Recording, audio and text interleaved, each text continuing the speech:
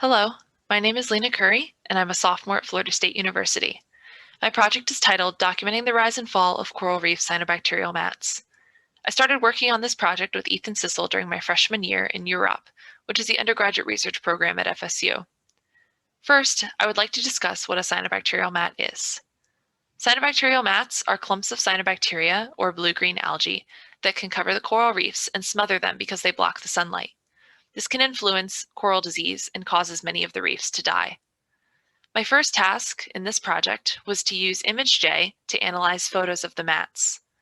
ImageJ is software that can be used for tracing images to find the area and perimeter of them. For each of these images, I had to establish a scale and then use the tracing tool to outline the mat.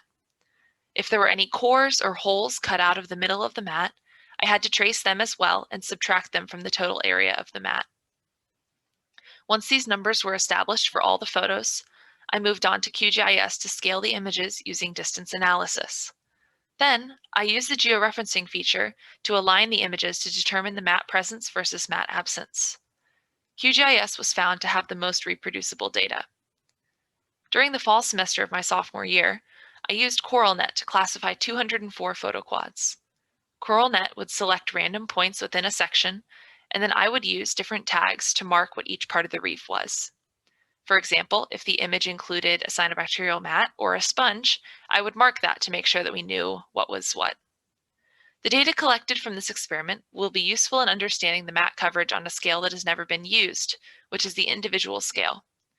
The individual scale of tracking involves looking at specific sections of the reef to determine the mat coverage. Typically, these analyses are done on a reef scale, but this excludes the changes that can occur. Reef scale only analyzes the reef as a whole and does not account for the more localized issues that may be occurring. These localized issues are what we'd be able to see using an individual scale. Thank you so much for listening to my presentation, and I can't wait to answer all your questions. Thank you.